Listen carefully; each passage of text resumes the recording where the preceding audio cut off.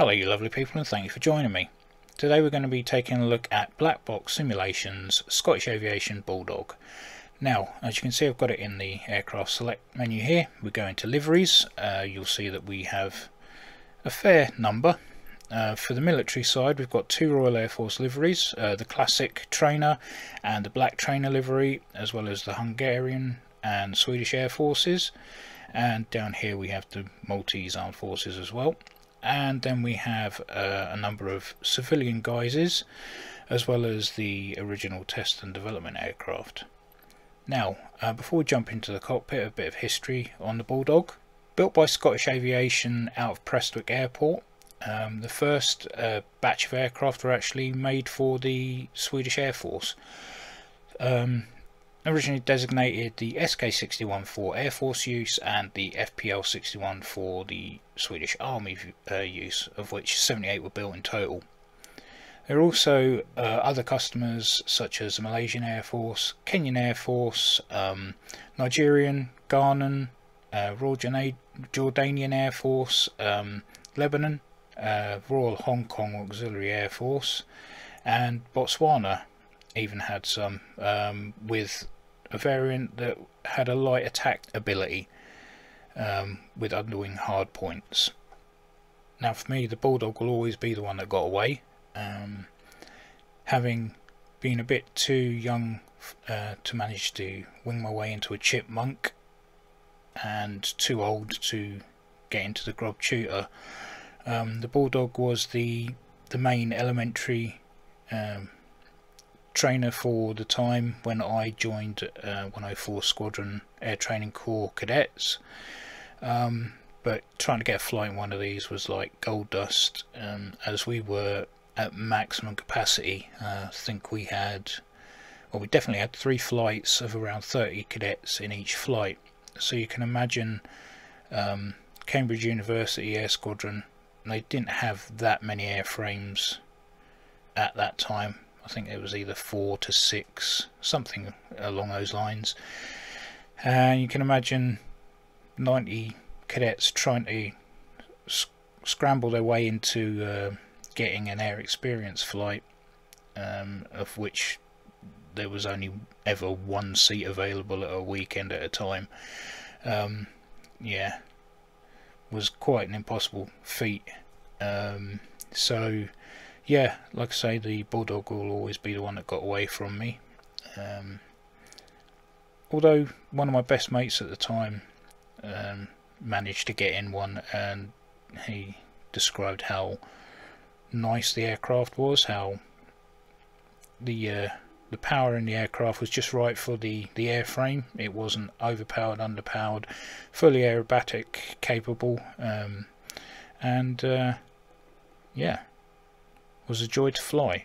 So, having bored you with that tale, let's get into the sim and have a look around the cockpit.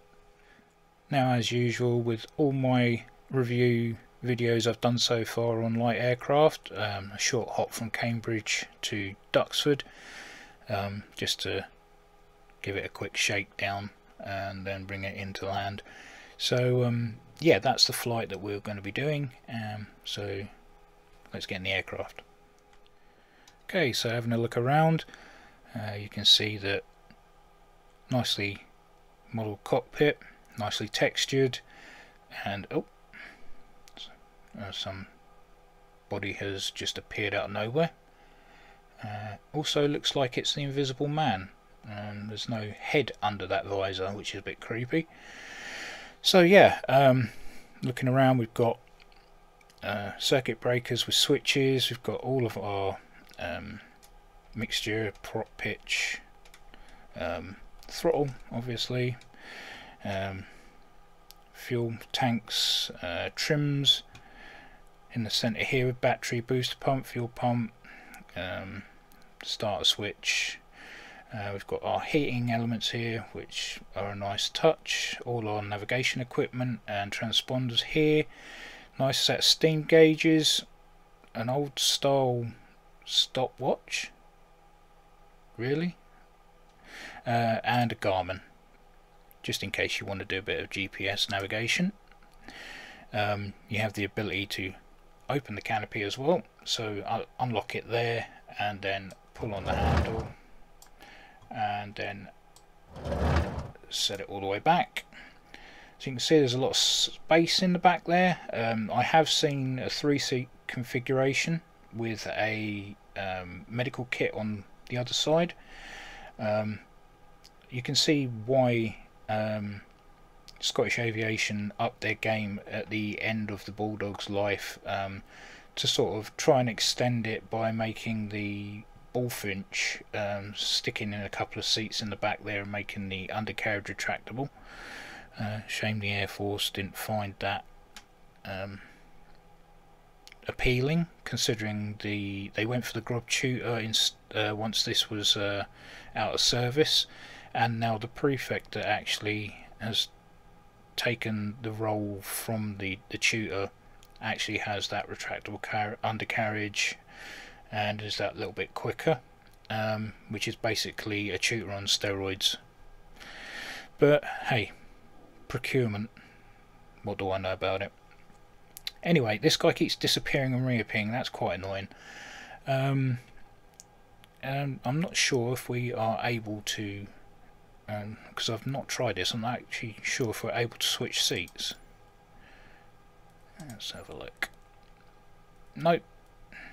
Well, that's a bit awkward. It would have been nice to be able to switch seats, because once multi-crew becomes the thing on here, obviously this is not going to be suitable for that type of task.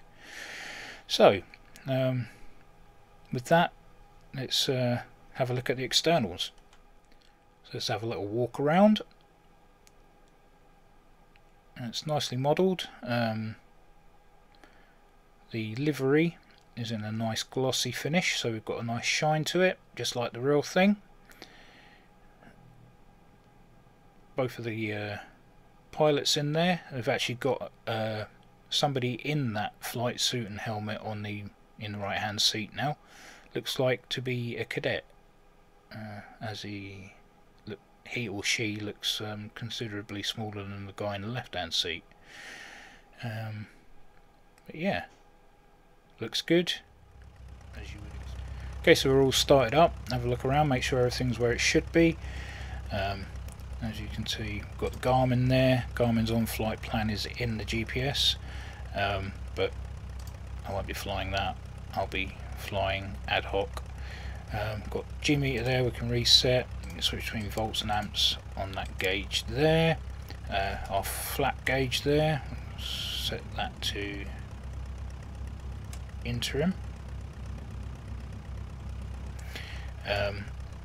Make sure everything's in the green, which it is. If we throttle up,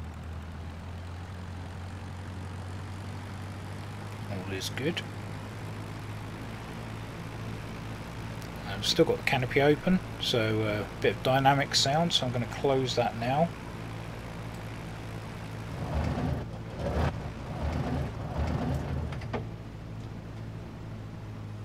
Lock that. Okay. Everything's good.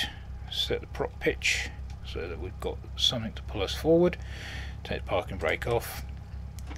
Okay, let's make our way to the end of the runway.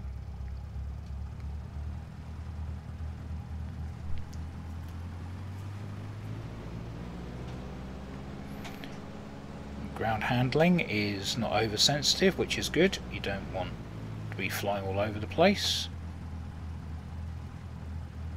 Well, you do in the case of actually flying, but on the ground you don't. So a nice gentle taxi down to the end of runway 24. I'm going to switch between taxi light to landing light. Make sure there's nothing coming. Nope. Good to go. Right, we're going to line up on the runway and get going.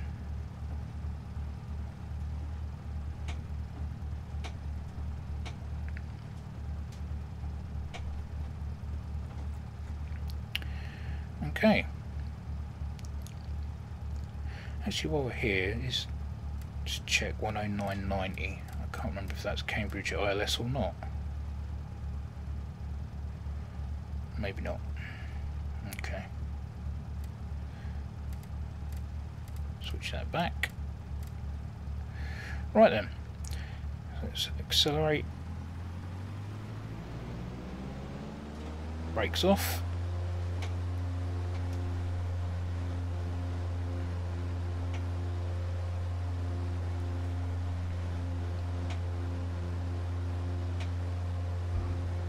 Tad windy. Okay, and we're up.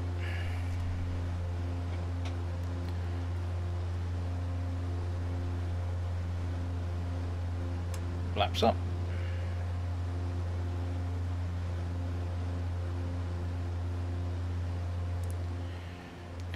And as usual, look out for Underbrooks Hospital, which is just in front of me, and make our way to the M11. Should be able to see Duxford from here, of which I can. I can see the hangars over there. Just next to the canopy framing there is hangar 1 at Duxford. Okay, so we get to 2,000 foot. Doesn't feel quite as quick to get up to height as the Chipmunk, to be honest.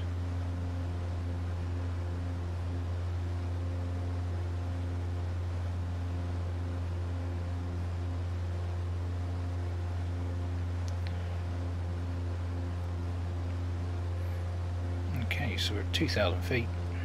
We can trim out. Let go of the controls. Yeah, nicely balanced.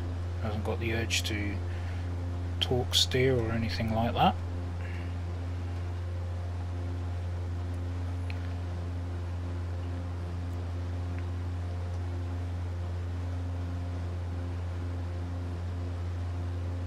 Okay, let's follow that M11 down. Right, so what we're doing, 100 knots. Put it in a slight nosedive like we do with the Chipmunk. Get it to about 150 knots and then we're going to pull back on the stick.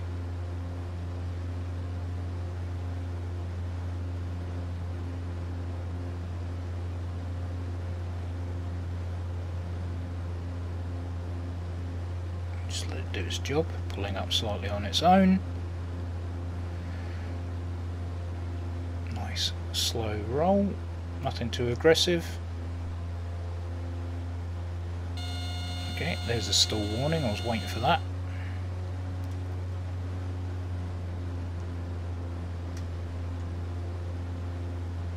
And the roll rate is very, very, very off. See what happens if we get a bit of speed up, because that didn't feel right.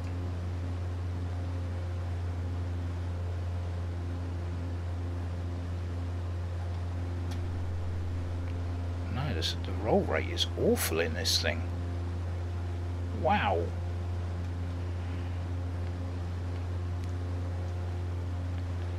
Nothing against against black box simulation. I'm sure they've taken all the stats from the real aircraft.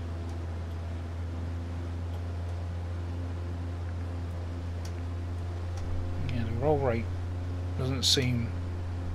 Well, I suppose you don't want it too aggressive if you're using it for training first-time flyers. Okay, so let's decelerate.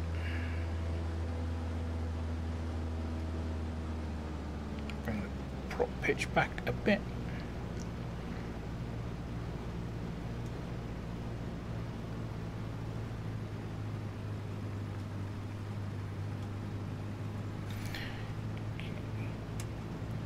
Interim flap. Start swinging it in.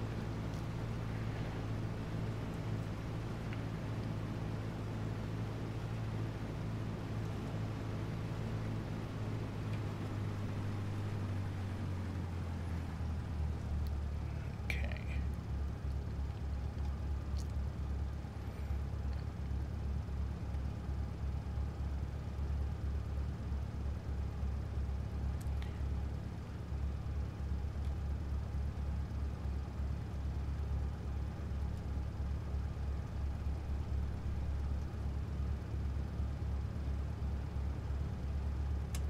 Go to full flap.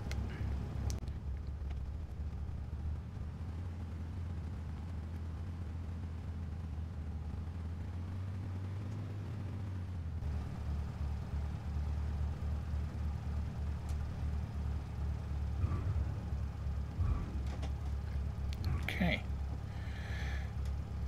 not bad on the approach there. A few little gusts of wind. Yeah, overall not a bad flight model. I've flown worse, and like I say, nicely detailed. But we'll jump into the summary now. Actually no, we'll have a look at the night configuration first, see if there's any red lights and things like that, and then we'll get on to the summary. So the night flying situation inside the cockpit, ideally you want low light, sort of reds or maybe blues, but we'll have a look at the internal lighting system in the cockpit. Nice reflection of the flashlight off the prop there. But to get out of the flashlight and into light in the cockpit is not just a simple flick of a switch. We've got two dimmers here. One does the instrument labelling and one does floodlight for the actual panel. So if we hit the scroller here, okay, so we've just got the instrument lighting there, and then as you can see I can't really see what I'm doing. If we go to the bigger outer one, we can turn up the actual panel lighting. Not ideal, would have been better in red, but we'll dim it to a point where we can actually see a little bit. There we go. And just going to take it for a quick circuit around Cambridge. Make sure all the lighting's on. Yep. Can't really see the landing light.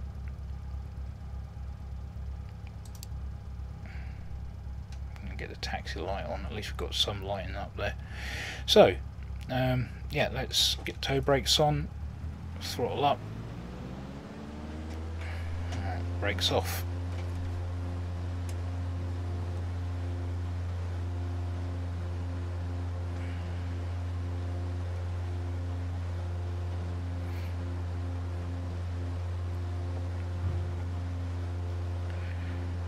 Okay, we're up.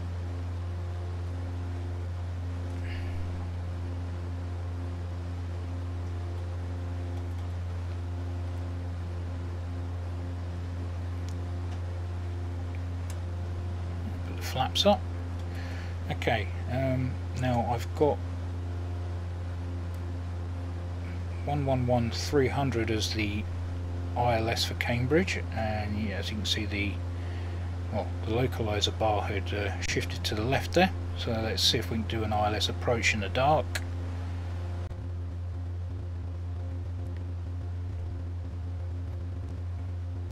Way over the top of Teversham. Get on the downwind, start our approach, so throttle back slightly.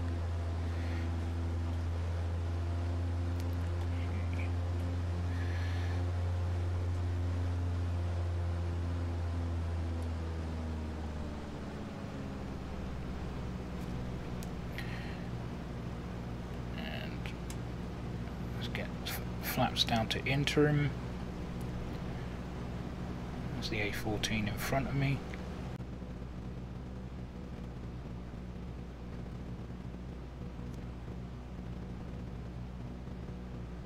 Okay, so I'm going to cut it a bit short here and start turning in.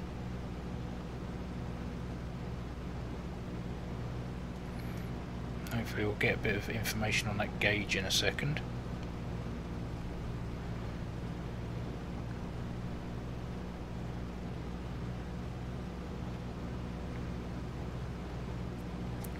Obviously used as a VOR indicator as well. As you can see, we've got two, the triangle pointing forward, meaning we're going towards the VOR.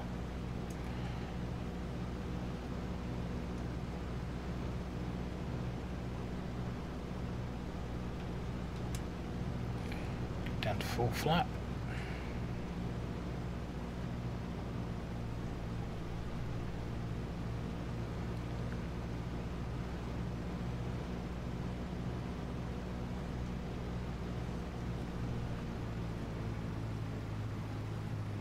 go. So we've got a localizer showing up there, and I'm obviously way off the glide slope, but at least the gauge is working.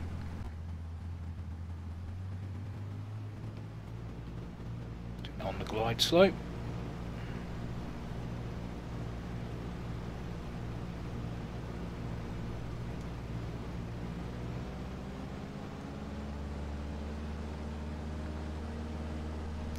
Really awkward place to have the gauge, to be honest.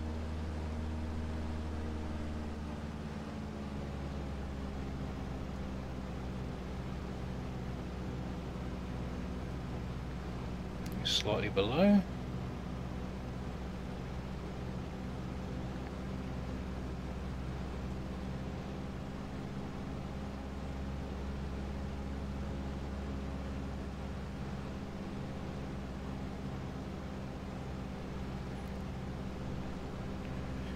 Three dead, you're dead. Three red, you're dead, sorry.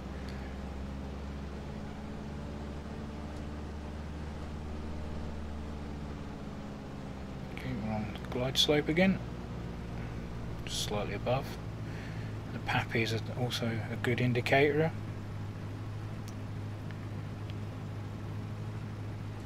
Okay, I'm just going to put it on the deck now.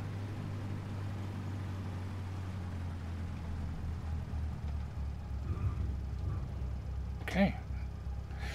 Right, well at least we know that we can do some navigation and also ILS in this aircraft. Right, so a quick summary.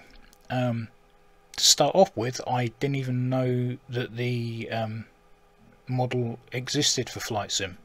Not until recently anyway. So it's either I've been hiding under a rock or it's not very well advertised.